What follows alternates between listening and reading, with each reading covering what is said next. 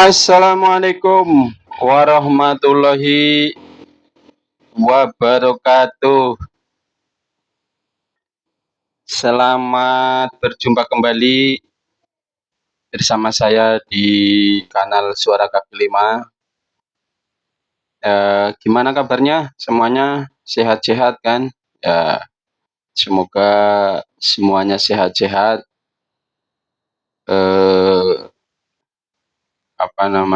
Rezekinya banyak. Amin amin.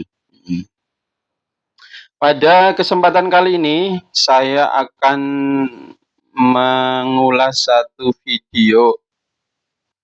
Kebetulan saya dapat video ini scroll di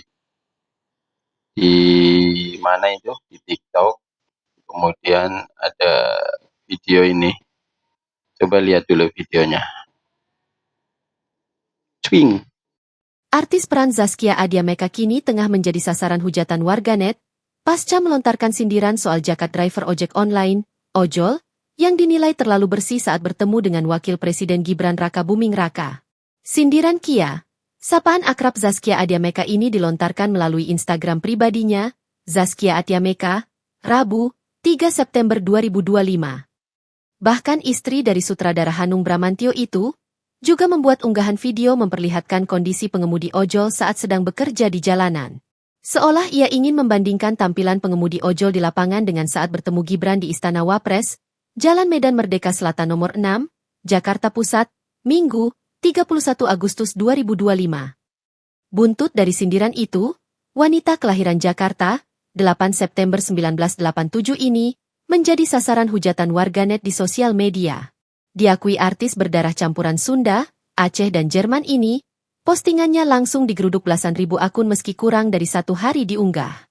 Kini Zaskia telah mengarsipkan postingan tersebut dan pilih menyampaikan klarifikasi lewat Instagram story-nya. Ia pun meminta maaf sudah mengecewakan banyak pihak atas unggahannya tersebut. Lewat klarifikasinya, wanita lulusan Fakultas Psikologi, Universitas Paramadina Jakarta ini, tidak mau ada penggiringan opini buntut unggahannya tersebut. Ia dengan tegas tidak bermaksud merendahkan profesi sebagai ojol. Ya, Mbak Meka. Mbak Zaskia Meka. Ya Allah, Mbak. Mbak Meka. Sampean itu anak abah apa anak banteng?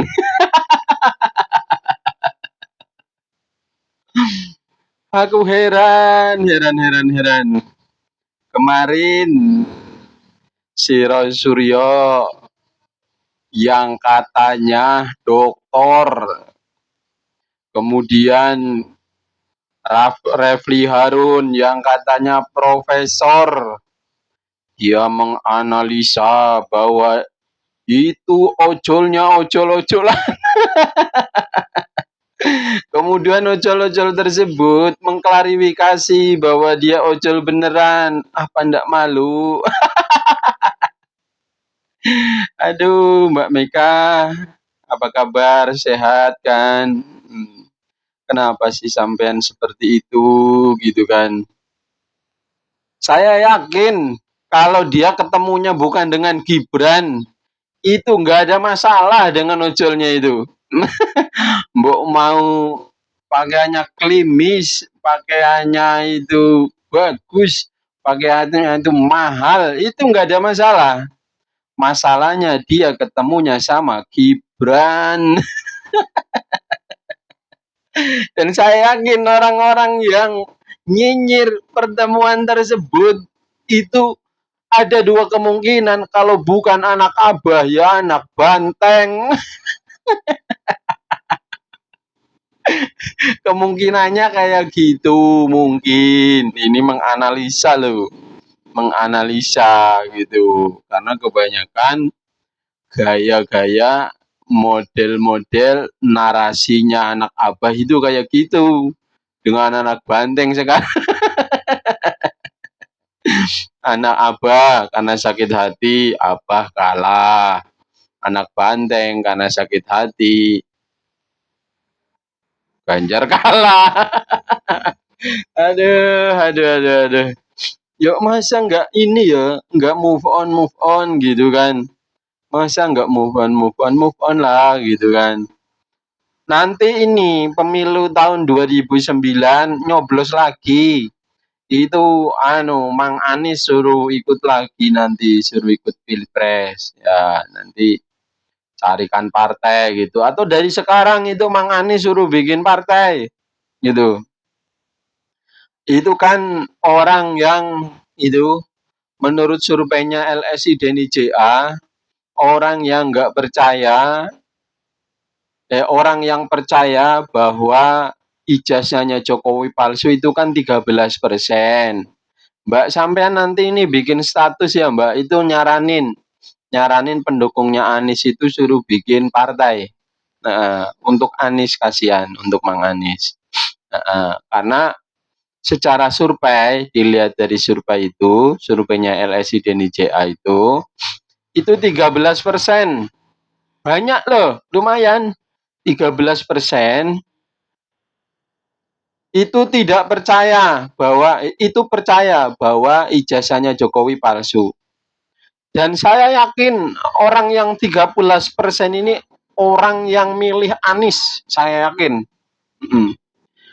Artinya kalau seandainya nanti bikin partai Anies ini, ya minimal kalau seandainya yang 13% ini sebagian yang misalnya 25%-nya itu berasal dari partai PKS misalnya, dia pemilih PKS. Kemudian yang 10%-nya mungkin pemilih Gerindra mungkin. Yang 12,5 yang 13%-nya lagi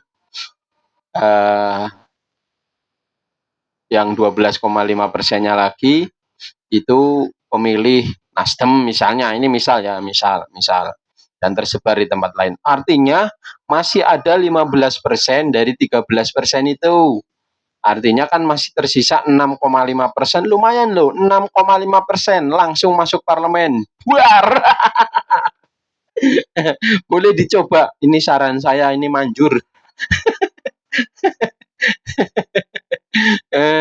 Tapi kan ada salahnya mencoba ya. Tapi kalau sudah ada ya Partai Perubahan, tapi ini langsung tenggelam gitu. Lalu yang digadang-gadang Partai Umat, alah, malah itu Mbak Amin itu digugat itu. Mbak Amin ini sih, ini apa namanya, lisannya itu offset, sering nyebarin hoak gitu kan. Akhirnya ya ini, nggak ada yang simpati dengan partainya. Kalau saya saranin sih nanti kalau mau bikin partai itu profesional yo, profesional. Jangan bikin ini, jangan bikin nyebarin hoak biar dapat simpati dari ini, dari rakyat Indonesia gitu kan. Karena rakyat Indonesia itu udah cerdas gitu kan, mana partai yang suka bikin hoak gitu. Sekarang PDIP itu yang terancam ini, terancam dia jadi partainya itu mengecil terus mengkerut akhirnya jadi unyil itu nanti. Karena apa? Sekarang itu ini buzzer-buzzernya, influencer-influencernya itu sering nyebarin hoak gitu kan. Nah, itu juga tidak menguntungkan untuk partainya. Wis percaya sama saya.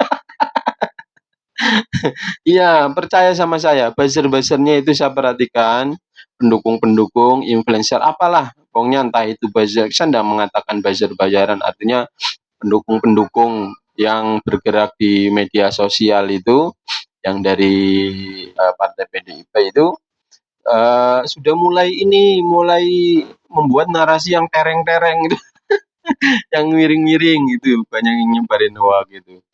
Ya itu saja ya Mbak. Jadi saya saranin ini dibersihkan lagi kedengkiannya dengan Mas Gibran gitu. Itu ya, dengan Mas Gibran enggak ngapa-ngapain loh. Mas Gibran hanya menunaikan haknya, dia berhak untuk menjadi mencalonkan diri, kemudian rakyat memilih gitu kan.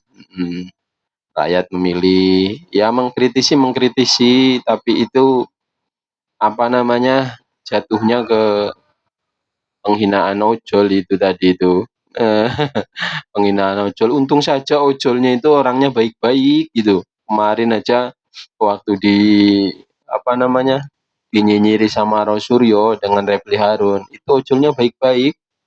Nah, bahkan kemarin saya lihat dengan inisiatif itu kemudian membersihkan halte bus itu yang dibakar itu. Walaupun saya yakin sih mereka nggak tahu siapa yang bakar gitu kan. Padahal anggotanya ada yang ketabrak satu jadi korban gitu. Jadi itu ya, jadi mengkritisi ya mengkritisi, tapi menyakiti, orang itu ya, mmm, eee, jangan sampai menyakiti orang loh maksudnya gitu. Iya, masalahnya yo itu penghinaan banget buat itu abang-abang ojolnya, kasihan gitu kan. Ya ojol itu kan meskipun profesi itu profesi kayak tukang ojek saja gitu kan, tapi kan banyak di situ orang-orang yang, latar belakangnya itu seorang pegawai, mungkin kemudian nyambi jadi ojol, dan atau latar belakang pendidikannya itu ada yang S1, ada yang S2, dan seterusnya. Kasihan gitu. Kemudian ya mungkin, eee, secara ekonomi mungkin ya sebenarnya udah kecukupan, hanya saja mungkin ya cari cari inilah tambahan gitu mungkin gitu kan. Ya apa ininya, apa salahnya kalau mereka misalnya punya jaket bagus yang harganya misalnya jutaan rupiah, punya sepatu branded yang harganya jutaan rupiah kan ndak salah juga gitu kan. Hanya saja orang-orang yang ini saya yakin yang saya katakan tadi, kalau ojol ini bertemu dengan Anies, itu aman-aman saya yakin itu, nggak ada yang gugat, nggak ada yang nyinyir gitu kan. Hanya saja karena ketemunya itu sama Gibran, jadinya ojolnya itu dipermasalahkan, ini ojol beneran apa enggak gitu.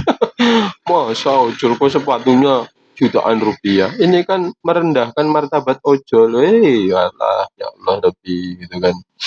Kasihan, kasihan kamunya, kamu nanggung dosa itu tukang ojol se-Indonesia.